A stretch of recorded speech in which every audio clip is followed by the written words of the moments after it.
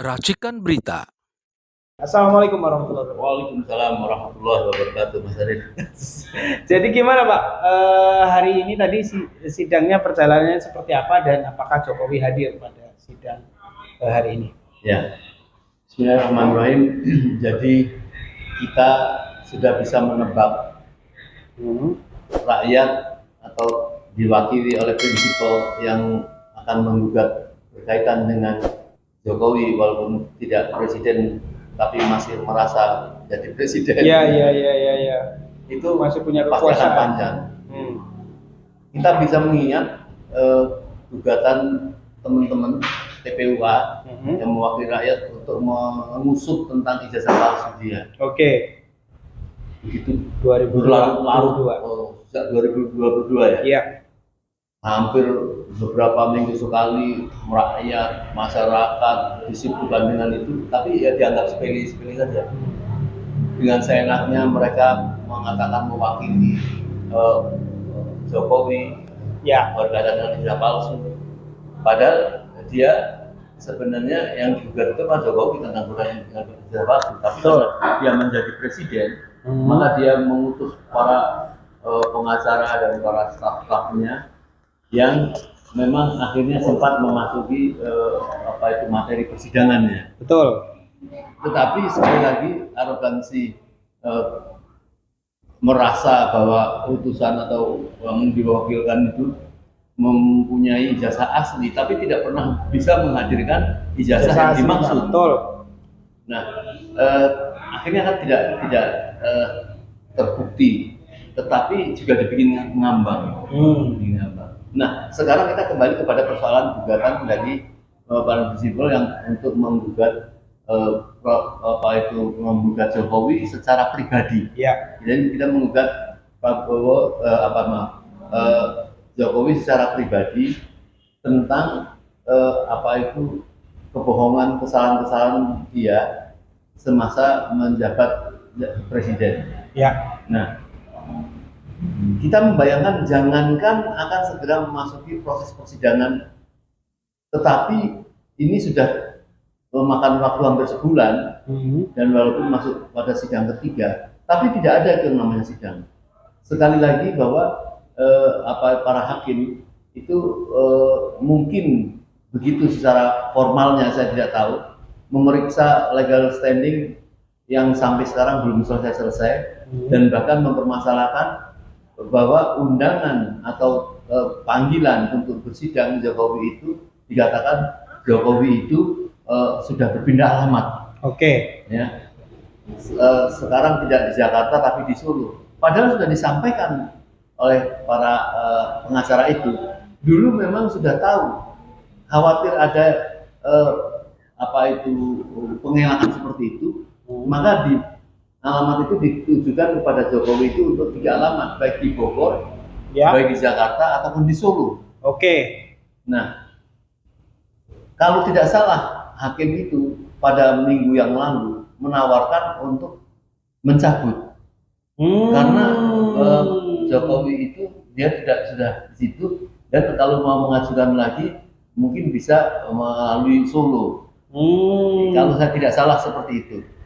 Andai kata memang seperti itu, ya, betapa lemah posisi para hakim atau mewakili dari pengadilan negeri itu ya, para Mahkamah Agung itu untuk melakukan seperti itu. Kan mestinya kuasa, ini hukum itu yang tertinggi di negeri ini. Betul. Mesti dia berpindah ke Palembang, ke Medan sekalipun ya. Iya. Papua juga. Kalau orang punya rasa patuh hukum melalui medsos, melalui apa kan sudah bisa tahu. Tapi saya pastikan akan hadir. Tetapi saya yakin apakah ini memang arogansinya Jokowi pribadi atau para pendamping-pendampingnya yang mungkin mau cari muka, mau cari duit. Bisa jadi. Tapi intinya para hakim tadi menawarkan seperti apa. Para pengacara kita menyampaikan bahwa kami tetap minta akan bersidang. Oke. Bagaimana cara hakim itu untuk menghadirkan itu? Nah, saya kira memang walaupun menyampaikannya dengan sopan para hakim itu, maka kami harap pengacara kita nanti juga pada pekan yang akan datang juga harus walaupun sopan tapi tetap kembalikan kepada wibawa hukum bahwa dia akan bisa menghadirkan itu. Oke. Jadi ini yang kita harap ya. Apa yang ditakuti oleh Jokowi itu? Iya. Ini kan menuntut dia, kalau dia dan para daihatnya itu untuk merasa bisa benar atas tuntutan itu, kan dia bisa menyewa pengacara yang mahal. Betul. Ya, dia bisa mempertahankan sehingga dia akan merasa berwibawa gitu ya, untuk bahwa tuduhan-tuduhan dari para rakyat ini melalui prinsipalnya ini bahwa tidak terbukti bohong yang mana misalnya. Jadi saya kira itu. Iya. Jadi kalau kita baca tadi sekilas dari Pak Mursalin, yang pertama Pak Jokowi jelas tidak hadir. Terus kemudian yang menarik tadi Pak Mursalin sempat menyampaikan bahwa ada semacam keinginan atau ajakan dari para hakim untuk mencabut gugatan ya, yaitu dan ingin dipindahkan ke Solo. Nah, ini mungkin menjadi pertanyaan besar bagi seluruh masyarakat Indonesia. Pasalnya kan gugatan ini dilayangkan sebelum Jokowi lengser kan, dan gugatan itu sudah diterima pengadilan. Seharusnya bagaimana caranya pengadilan menghadirkan Jokowi kan harusnya begitu, karena sudah diterima gugatannya, kecuali kalau gugatannya belum diterima kan beda lagi. Jadi saya tambahkan persoalan itu. Mestinya para hakim itu jangan menanyakan kepada para pengacara ini dia sudah tidak di Arab Jakarta ataupun Bogor. Sebaiknya seperti apa? Mestinya tidak seperti tidak itu. Perlu. Mestinya dia tahu bahwa ini hak rakyat untuk menyelesaikan persoalan yang substansinya itu adalah menggugat dia. Bagaimana bisa segera bersidang itu? Jadi jangan dihabis-habiskan waktu hanya masalah ini dia pindah ke sini, dan dia harus bisa walaupun nantinya harus bisa memanggil paksa kalau sampai Iya. Nah, ini saya khawatir ini menunjukkan bahwa lembaga hukum yang diwakili oleh para hakim itu sudah mempunyai mental yang rusak, yang selama ini memang personalnya itu melakukan sesuatu proses keadilan itu takut kepada presiden. Semua takut pada presiden. Nah, sekarang dia sudah tidak jadi presiden. Apakah kalau dia kemudian tetap mengejar lembaga kehakiman ini kemudian kemudian mereka akan dimutasi. Bagaimana hakim di Jakarta ya. Ini kan yang tidak boleh terjadi, harus dilawan. Ya.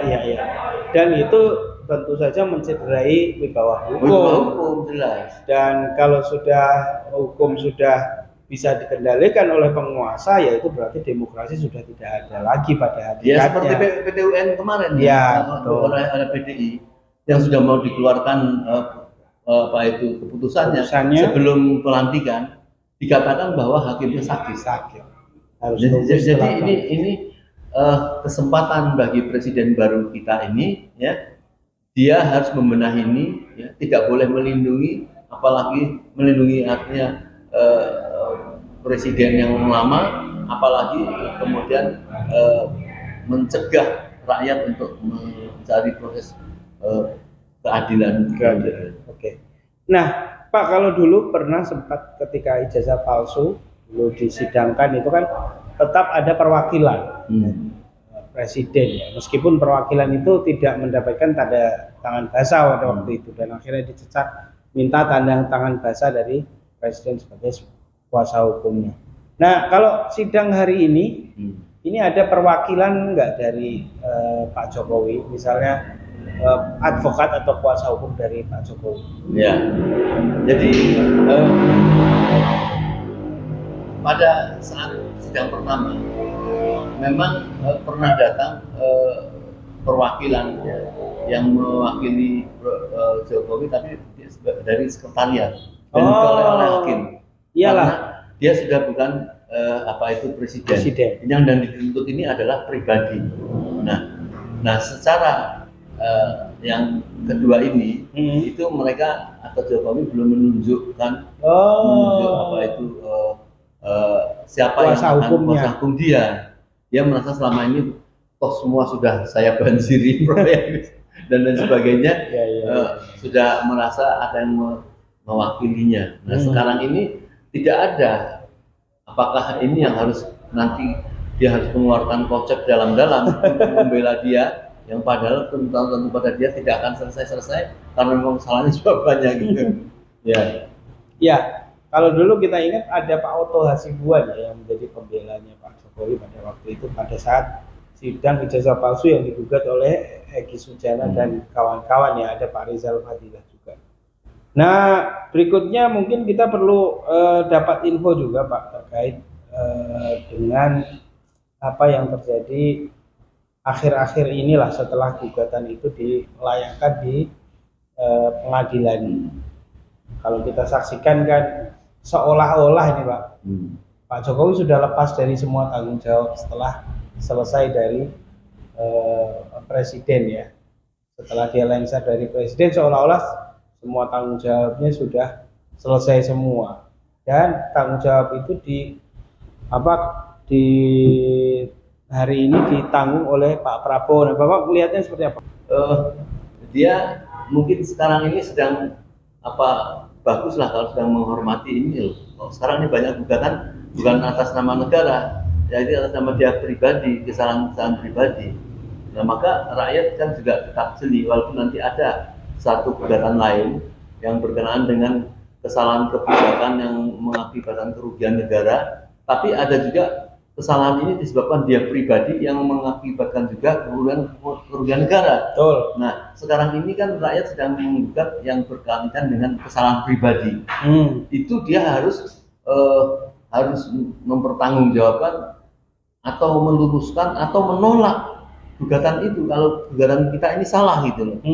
Tetapi kan kita mempunyai keyakinan dan punya banyak penasihat saksi ahli nanti yang akan menjelaskan, menguatkan dari gugatan-gugatan kita ini. Nah, oleh karenanya memang rakyat berkehendak bukan hanya ada dendam pribadi, dia harus masuk dalam penjara, tidak, tapi harus mengembalikan kesalahan-kesalahannya, yaitu terhadap kebohongan yang mengakibatkan kekayaan pribadi. Ya. Dan itu yang akan diambil. Ya. Kekayaannya kan banyak sekali itu. Dan kalau di dalam proses hukum ada dikatakan bahwa PPATK itu akan membuat si pelanggar hukum itu memiskinkan. Ya. Kekayaannya kalau diperoleh dari yang tidak legal. Nah, oleh karenanya rakyat jangan merasa menaruh dendam terus terhadap pribadi, tetapi kembalikanlah proses secara hukum. Ya. Di dalam Islam juga apabila orang sudah dihukum menurut hukum Allah, menurut hukum Tuhan, maka dia juga harus dibebaskan, dibersihkan namanya, dan dia tidak boleh dijatuhkan namanya. Ya, maka itu di dalam Islam ada pencurian itu melalui potong tangan, bahkan bisa potong kaki, tergantung jumlah besar yang dia. Berapa kali dia nyuri juga. Nyuri dan berapa besar jumlahnya. Nah kalau ini misalnya jumlahnya sudah ratusan triliun, 5.000 triliun misalnya, kakinya cuma 4, 2. Nah ini yang mestinya dia akan bisa juga dibebaskan hukuman di dunia ini, kemudian asal tidak mempertahankan harta-harta yang diperoleh secara ilegal itu, walaupun nanti sudah lari kepada anak, kepada istri, kepada saudara, itu nanti pasti akan ketahuan aliran-aliran itu. Oleh karena itu, maka bangsa Indonesia jangan menaruh dendam, tapi ambil saja ya keuangan-keuangan, kerugian-kerugian atau kebijakan yang merugikan negara, misalnya memberikan kekuasaan kepada China, ya, kepada Singapura, memberikan menjual pasir yang mengakibatkan Singapura bertambah luas, Indonesia akan menjadi luas, akan mendesak Indonesia dan sebagainya. Itu nanti akan bisa dibatalkan kebijakan-kebijakan itu walaupun misalnya sudah kontrak pada negara itu, nanti itu urusan nanti rezim yang akan datang dan kepada negara yang lain, tidak boleh dilanjutkan. Kemudian yang menjadi beban itu adalah rakyat. Betul. Nah, ini ada pertanyaan juga dari netizen. Kalau seandainya akhirnya, ya ini mudah-mudahan sih tidak ya. Kalau akhirnya hakim memutuskan bahwa sidang akan dipindahkan di Solo atau silakan menggugat lagi di Solo. Nah, kira-kira apa yang akan dilakukan oleh para penggugat nantinya? Ya, kalau saya sisi hukum, saya percayalah pada pengacara-pengacara yang mendampingi kita ini nanti akan seperti apa. Apakah kemudian mengikuti ya udah karena dia di Solo, ini di Solo, orang dia ini terhukum, tersangka, ya, tersangka yang disangka ya, dalam tanda tergugat ya, itu jangan berkuasa begitu dong. Kan pengadilan negeri mengatakan bahwa ini dilakukan pada saat peristiwa di Jakarta, maka pengadilan Jakarta mengundang Anda, ya, dari Solo.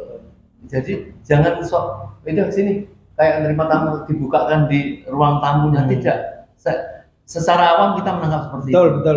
Tapi kalaupun ternyata secara hukum memang harus melalui Solo, karena dia sekarang sudah di Solo, masyarakat Indonesia dari manapun menurut saya sudah rata, sudah kuat. Mau dari Semarang, mau dari Jogja, mau di Solo, mau di Jakarta. Saya kira tidak ada kemudian dia di Solo kan dia menjadi posisinya kuat, banyak pembelanya. Ini pembela kebenaran, yang benar itu adalah pembela kebenaran. Ya. Mau orang salah apapun ya. Kalau kemudian dibela banyak pembela kebenaran di sana, jangan khawatir. Di Solo itu juga gudangnya orang baik, yang akan betul.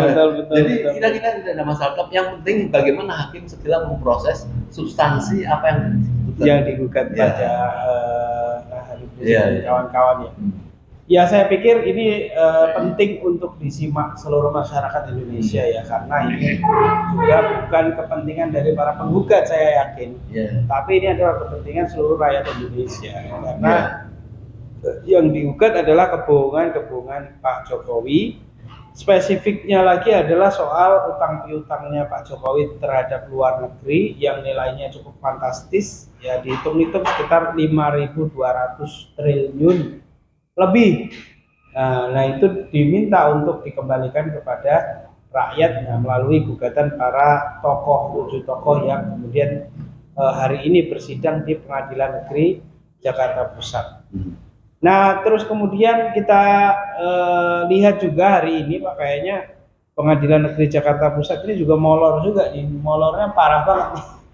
Ini juga menjadi evaluasi ya seharusnya ya, sebagai seorang penegak hukum, jangan sampai kemudian mempermainkan hukum. Nah, ini masih masalah waktu saja molor nih, belum soal hasil daripada sidang pengadilan hari ini. Oke. Iya. Tapi itu perlu menjadi peringatan ya, sebelum pindah ke topik yang lain. Ya. Masalah jadwal persidangan itu. Tadi jam 10 harusnya ya Pak? Iya, sudah 3 kali ini mestinya pemeriksaan atau persidangan itu kan dimulai jam 10 dan selalu di atas jam 12.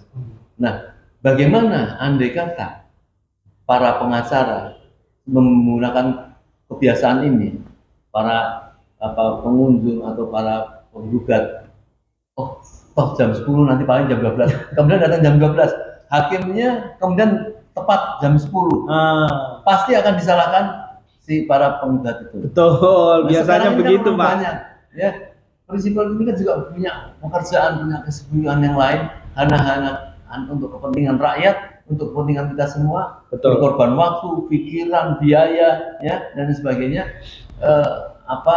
Harus dihormati.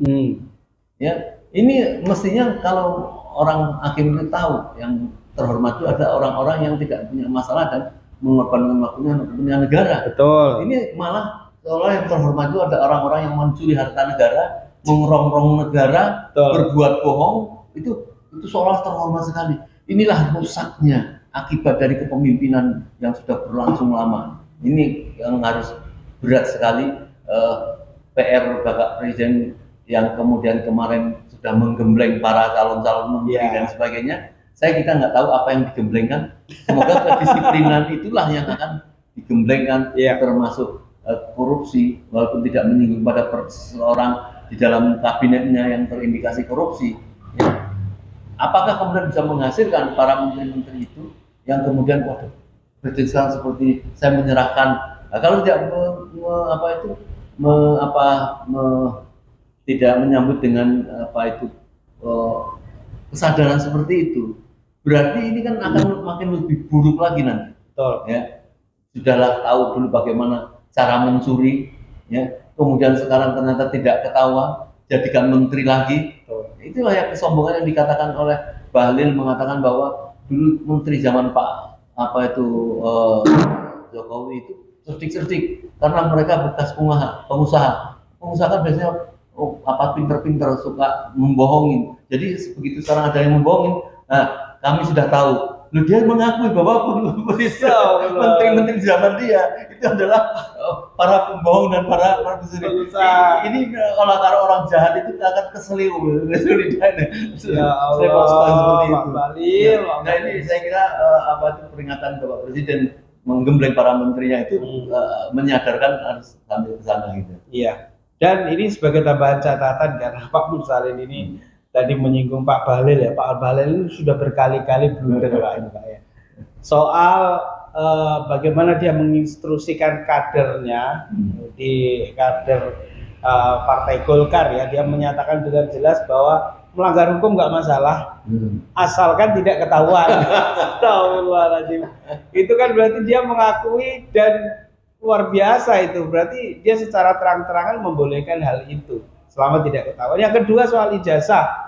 Dan ini menjadi sesuatu yang mempermalukan universitas, katanya kelasnya adalah world class university, kelas dunia katanya UI itu. Tapi dengan adanya Pak Bahlil yang konon katanya plagiat 98% jiplak dari UIN, ada salah satu mahasiswa UIN, ini kan mencoreng nama UI. Dan ini terakhir adalah bagaimana Pak Bahlil diangkat lagi menjadi menteri di kabinet Pak Prabowo. Ini kan sangat sangat ironis menurut saya. Ironis sebagai seorang menteri yang nantinya akan mengurusi masyarakat, yang akan mengurusi kita-kita, dipimpin oleh orang yang seperti itu. Nah ini kita akhirnya menyimpang sedikit nih. Ya, kayak begini. Ya. Itu bagus sekali ini untuk peringatan. Iya. Jangan-jangan menteri yang sudah rusak seperti itu, dia berpikir jangankan melakukan plagiat, orang pakai ijazah palsu aja oleh presidennya, oleh anaknya juga nggak ada masalah. Betul. Gitu. Tapi dia lupa bahwa orang yang merasa menjadi mahasiswa UI yang bergengsi dikotori seperti itu akan berontak semua. Betul. Saya yakin lambat laun sebentar lagi pasti akan digugat, dan bukan saja melecehkan dari sisi waktu, dari sisi dia mengerjakan sendiri atau tidak. Katakan ada orang pintar, ada yang nulis misalnya itu. Tetapi kan faktanya sudah ketahuan dia melakukan plagiat seperti itu. Nah, maka inilah kejahatan itu, seolah-olah Prabowo menjadi benar mengangkat dia karena toh dia sudah mendapat doktor dengan tesis yang baik. Nah, ini menunjukkan formalitas seperti itu akan terus-teruskan. Menurut saya, inilah menunjukkan bahwa bagaimana ada pemaksaan terhadap Pak Menteri Presiden Prabowo ini terhadap menteri-menteri yang diminta oleh Jokowi terhadap orang-orang yang bermasalah. Baru beberapa hari saja sudah menimbulkan masalah gitu. Nah, jadi saya yakin kalau ini akan ditegakkan secara benar dalam waktu tidak sampai 3 bulan akan terjadi reshuffle penggantian menteri yang memang itu waktu itu dipaksakan, dan saat itu tentu Prabowo karena posisinya presiden walaupun tinggal 1-2 hari menjadi presiden mengikuti itu yang saya khawatir ya. Bagaimana kalau jumlah 17 menteri itu kemudian diperintahkan untuk menjadi oposisi di dalam kabinet itu, kan dia bisa mengkudeta Prabowo. Betul. Maka kita minta Pak Prabowo untuk melakukan perlawanan itu, rakyat pasti akan membela kepada Anda dalam rangka untuk memperbaiki membersihkan negeri ini. Ya, dan itu harapan kita semua ya Pak ya.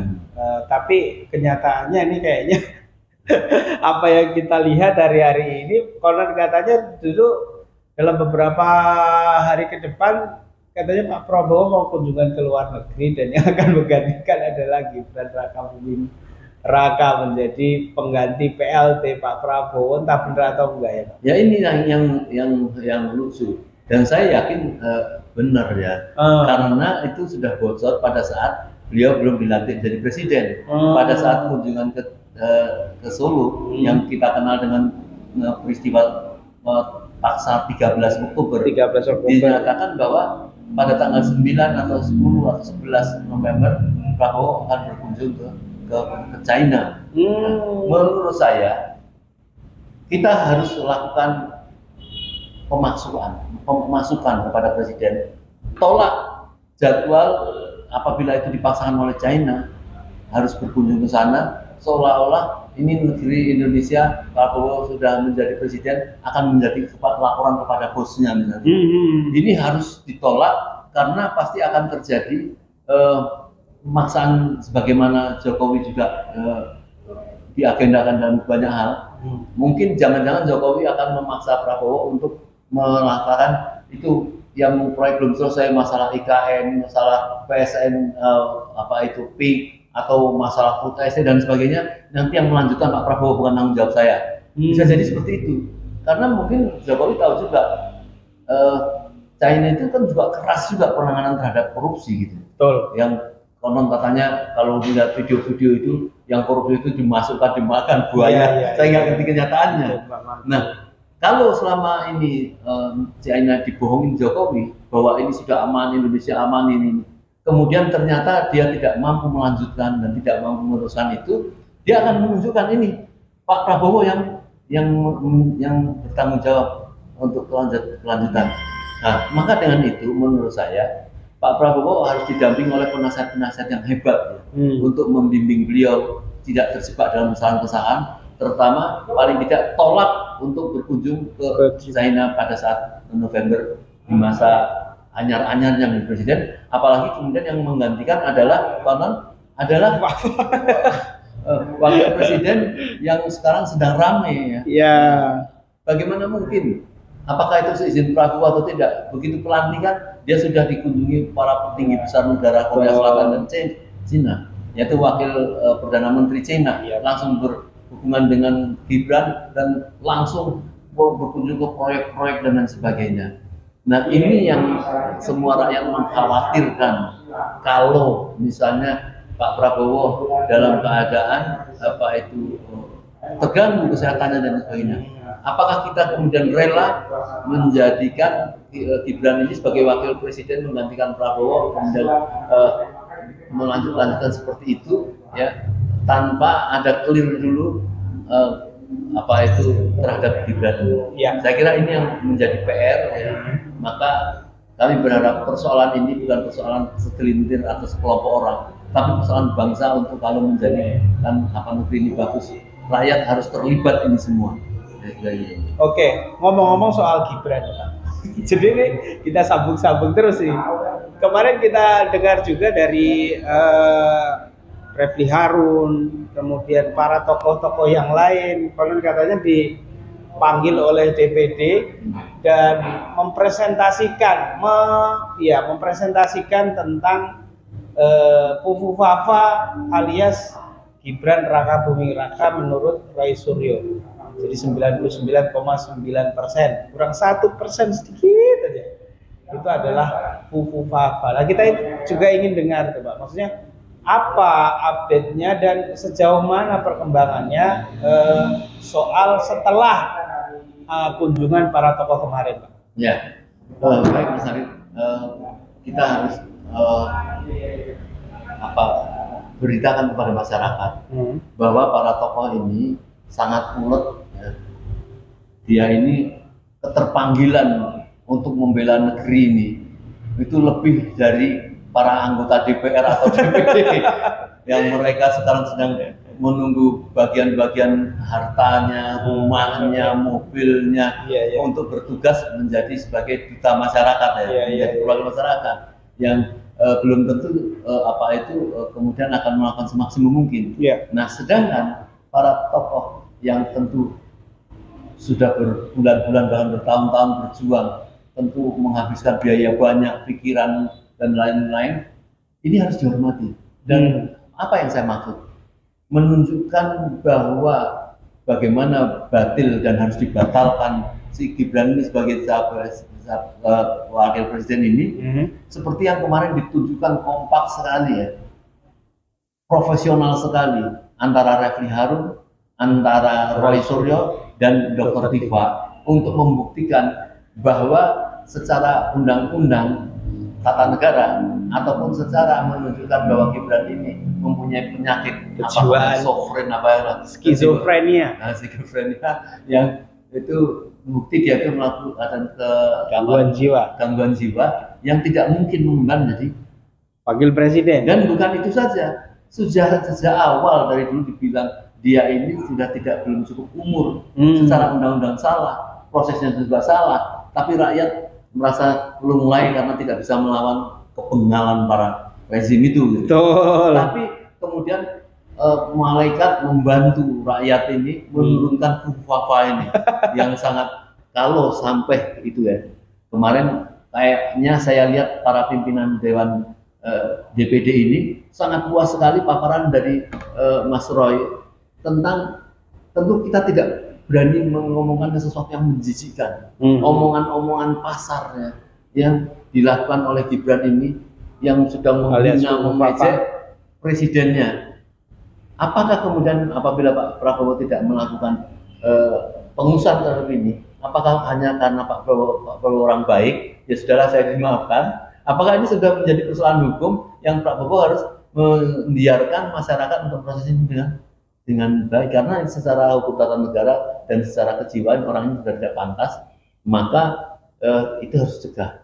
Yang kedua, kalau menurut saya hal yang lain secara politik harus dicegah, karena sekarang ambisi Jokowi itu juga belum selesai. Ya, kalau sampai ini belum selesai, kemudian anaknya terus melanglang jadi wakil presiden, ini sama saja kan dia menjadi 3 periode ini. Ya, betul. Akan menunggangi anaknya terus. Betul. Apakah kita yakin bahwa ada Perdana Menteri, ada Wakil Presiden yang berkunjung pada saat itu yang mempersiapkan si Gibran? Kan tidak. Orang menganggap ini mainan bapaknya gitu loh. Nah, maka dua-duanya menurut saya memang harus diselesaikan supaya negeri ini bisa berjalan dengan baik dan didukung, bukan mendukung tapi mendorong Pak Prabowo untuk melakukan ini atas desakan-desakan secara hukum dan desakan-desakan sosial politik oleh masyarakat. Oke. Dan saya pikir itu juga menjadi harus jadi pikiran rakyat secara bersama-sama ya. Karena itu mempertaruhkan nasib seluruh rakyat Indonesia ya. Karena dia akan jadi pemimpin negara kita. Dan kalau diawali dengan pelanggaran hukum, nah tentunya kebijakan-kebijakannya juga tidak akan jauh dengan pelanggaran hukum yang sudah diawalinya. Soal kesehatan tadi, kemudian soal pemaksaan umur, belum lagi soal pelanggaran etika, dan kemudian keputusan MK juga yang melanggar hukum secara undang-undang. Nah, terakhir Pak Mursalin mungkin bisa memberikan semacam harapan dan harapan lah kepada masyarakat dan kepada para tokoh yang ada di berbagai daerah yang memang saya lihat, saya beberapa kali mendapat WA juga memantau aktivitas para tokoh yang ada di Jakarta ya, khususnya soal gugatan IPRS, soal kunjungan kemarin di parlemen dan hal-hal yang lain di Jakarta. Karena konon Pak Jokowi di Solo ya layaknya orang pada umumnya, tapi dia dikawal oleh bodyguard. Ini mungkin bisa memberikan arahan. Saya hanya mengingatkan kepada rakyat yang selama ini prihatin dan untuk mengoreksi presiden yang banyak merugikan rakyat ini, tentunya peperangan paling berat itu adalah peperangan saat terakhir. Ya.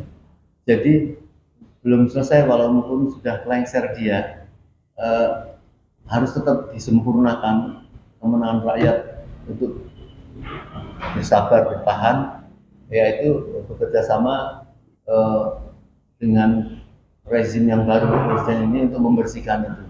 Tetapi karena sudah cukup lama, saya akan memberikan nasihat secara umum saja. Nasihat agama yang dikatakan hadis kita hafal semua, la in sakartum la azidannakum wa la in kafartum in ada biasa. Al-Quran. Ya. Al-Quran. Iya. Kalau kamu bersyukur atas nikmat yang aku berikan, maka aku akan tambah. Tapi kalau kamu ingkar terhadap nikmat yang telah aku berikan, maka ingatlah azabku sangat pedih. Artinya rakyat ini ya diberi untuk menguasai alam ini dan menjaganya dengan baik. Bila ada yang merusak ataupun tidak bersyukur, yaitu melakukan penegakan kebaikan, maka Allah akan mengancam. Tapi kalau kita kemudian benar-benar mengusut ini dengan baik, suatu pekerjaan yang baik, ada begini, kalau kita punya harta kita dirusak, kemudian kita tidak menjaganya, maka Allah mengingatkan bahwa kamu harus menjaga itu. Kalau kamu membiarkan itu, artinya kamu kurang rasa memilikinya. Kufur. Ya, kufur. Jadi kalau kita tidak, udahlah nggak usah ganggu-ganggu, Jokowi udah selesai lah. Ini seolah-olah melupakan bagaimana kejahatan dan terus menerus kejahatan itu. Ini kita itu termasuk kufur. Betul. Nah, ini secara umum saja. Ini pekerjaan-pekerjaan ini diambil oleh sebagian masyarakat itu karena merasa tanggung jawab, ada amanah dari Allah. Betul. Untuk menyelesaikan orang yang melakukan kerusakan terhadap alam ini. Alam ini harus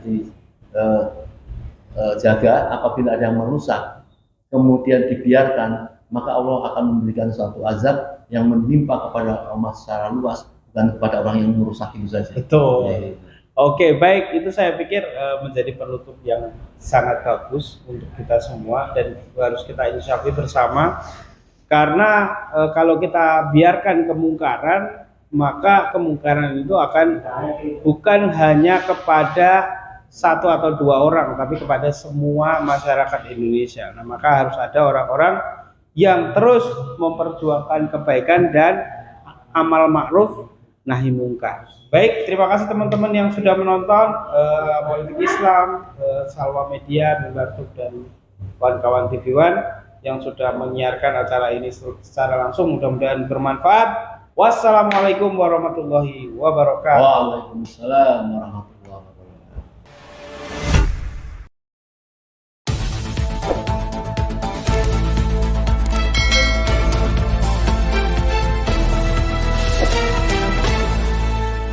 Racikan Berita